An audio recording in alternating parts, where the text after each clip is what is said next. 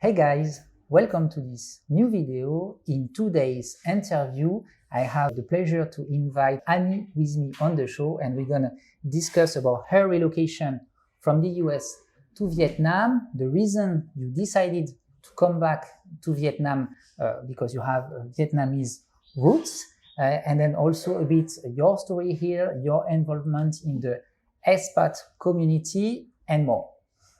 Thanks, Annie, to join me today. I'm very happy to have you. Thank you, Guillaume. Can you maybe start by introducing yourself to our audience? Sure. My name is Annie Vo, or Vo Doi Anh Ha in Vietnamese. I was born here in Saigon, but left to move to the US with my mom when I was 5 years old without knowing a word of English. I grew up there, did all my studies there, including college at Yale. I got my law school degree at NYU Law School. After graduating from law in 2012, I worked at a corporate law firm called Debevoise & Plimpton for 5 years, specializing in capital markets, doing IPOs, secondaries, debt offerings, the works, and general corporate, with a specialization in the insurance industry. One of our major clients was MetLife. So when I left Vietnam in 2017 to return here, I had a contract to work on a part-time basis for MetLife, headquarters in New York City. So I worked remotely here a few hours a day while holding a day job here, managing some family businesses. My day job here has been managing, at first, a family dental supply distribution company. So we import dental supplies and we distribute them to dentists and dental clinics and hospitals here. After that, I started getting more involved in managing the family dental clinic business. First and foremost being Premier Dental. We have 2 locations, one in D1 and one in D2. Okay, thanks, Annie, for this brief introduction. So actually, my main point now is, why did you choose, if you had like a very successful career working maybe with a lot of high challenges, corporate environment in the US, finally leading back to Vietnam, coming back to the roots, etc. What was the reason behind? Okay. Yeah, so the original reason was more a personal reason. My husband is Vietnamese Australian, and we always planned to move back to Australia to live there, immigrate to Australia and live there. And our stop in Vietnam was supposed to be a temporary one of about a year or year and a half when I had my second daughter. So my parents are here, spend some time with them, help with the grandkids. But then sort of that year and a half morphed into now almost 6 years.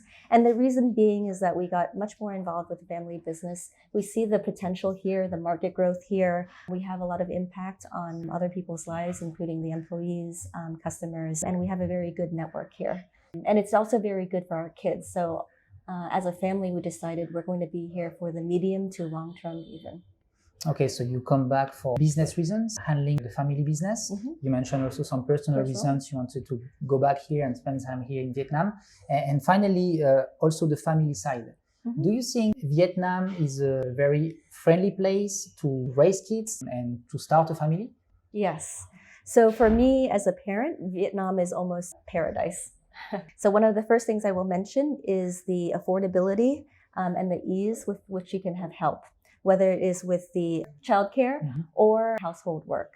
So you can either get like a part-time babysitter or help by the hour, or you can have them on a full-time basis or even as a live-in. Hiring a local live-in help, for example, costs me about $500 a month, which is a very good local salary, especially for someone from the provinces, say, who doesn't have a degree or anything like that. But it's very affordable compared to the $2,000 plus I was paying for a part-time babysitter in New York City. That helps with your work-life balance. Vietnam, Saigon overall is super kid-friendly. From the restaurant to the people, there are lots of kids cafes, play areas, and also the education. A lot of people might worry about the type of education their kids might have while here, especially sort of later on, but there are quality international schools, whether it is local, bilingual, or English, Chinese, Korean, French schools at a very competitive cost compared to Western countries. And then I will also add that that also applies to extracurricular activities. So I have my kids in swimming, art, piano, Chinese. The Taiwanese International School is around the corner. The availability of sort of offerings, academic and extracurricular, for kids is amazing. I have so many options as a parent here to help me with, balancing my work, outsourcing household help, but then also giving my kids the education and classes that are good for them. Okay, so cost-wise, basically, you can easily hire a nanny to help you nurture your family.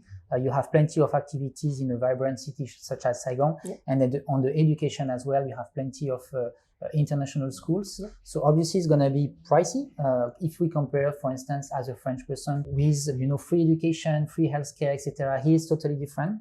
So it's something you have to take into consideration if you are settling long-term in Vietnam. Yes. But there are options. If you are moving here as an expat or you are an entrepreneur, etc., there are still good education and activities for your kids. They can have very good, I guess, life and the melting pot as well. We mentioned a bit today at the lunch. Your kids will be directly in multiple language environment. So obviously they can grow faster, learn multiple language at the same time. And sometimes you see a kid like 5 years old, he can speak already 3 languages. That's right. So it's a huge advantage that they will have for the long run. Yes, that's right. Annie, there is one thing also that we met actually through a common friend who is very into networking events. He's a VietQ as well, Vinh Ho. We say hi to you if you check this video. So there are actually a lot of VietQs from, I would say, 30 to 40 that returned to Vietnam in the last 5 years since I'm here. I observe a lot. Like you also have a lot of friends and acquaintances around yourself that are in this exact situation. That's right. What are the reasons, basically, why Vietnam attracts so many of those VietQs coming back to Vietnam? So you have sort of hit the nail on the head. The VietQs are, in their late 20s to 40, say. That's sort of the sweet range now. And I think VietQs are starting to return to Vietnam because, one, these are second generation. If you're in your 30s or 40, you're second generation. You were either born abroad or you were born here and left when you were young, such as like me when I was 5 years old. So the older generation, the first generation of refugees, they have slightly sort of negative views, fixed ideas, memories of sort of the war and other things of Vietnam, and are more hesitant to come back here, at least, on a longer term basis. But younger VietQs, such as myself, are returning because we're finding there's huge opportunity over here. The economy here is very bright, vibrant. The demography here is great, very good working population. The cost of labor is also very low. There are opportunities to start businesses, be an entrepreneur. The amount of capital that starting a new business requires is very low compared to, say, the US. The cost of market entry and also the sort of the legal field here, the regulations here are a lot less sort of built up than say someplace like the US. Vietnam is also very diverse and it's very good for sort of expats. Even if your Vietnamese ability is not that great, Saigon is very welcoming to foreigners or VietQs trying to start a life here and live here.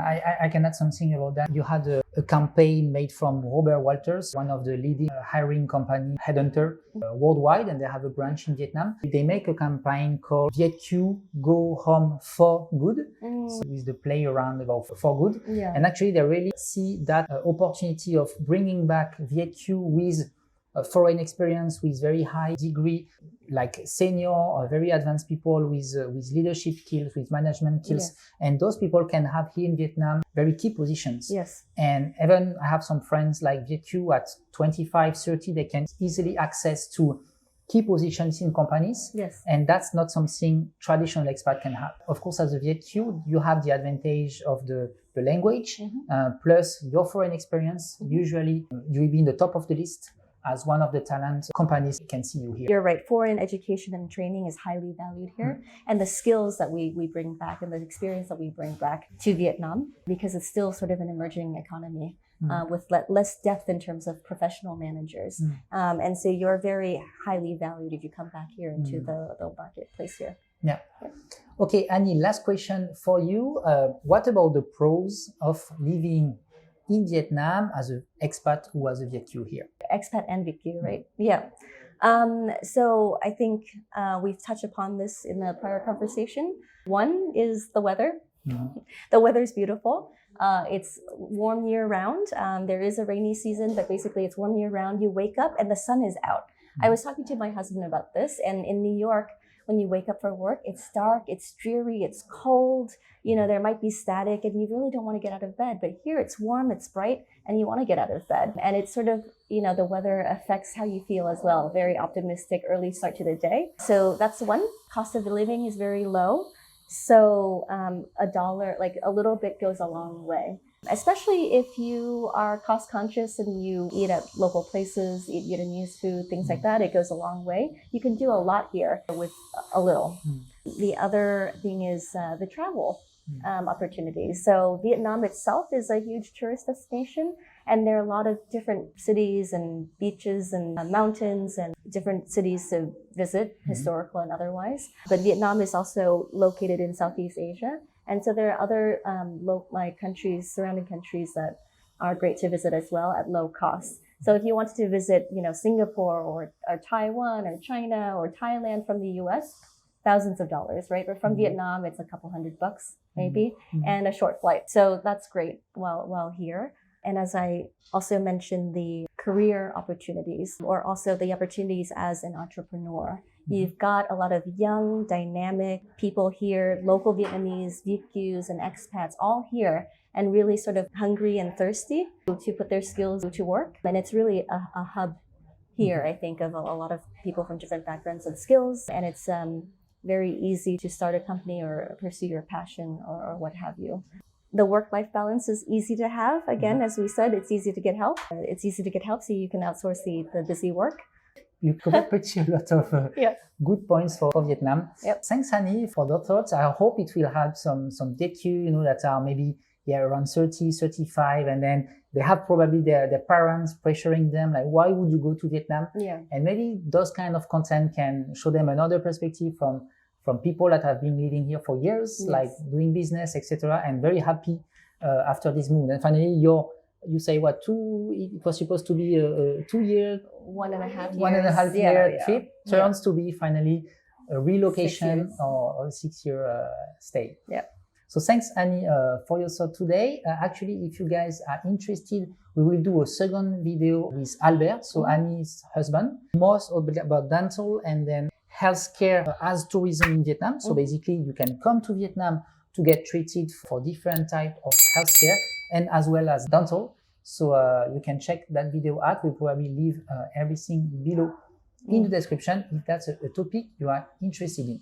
Great. Thanks, Annie, again for your thoughts. Really appreciate it. And I see you in the next video. Thank you. Bye-bye.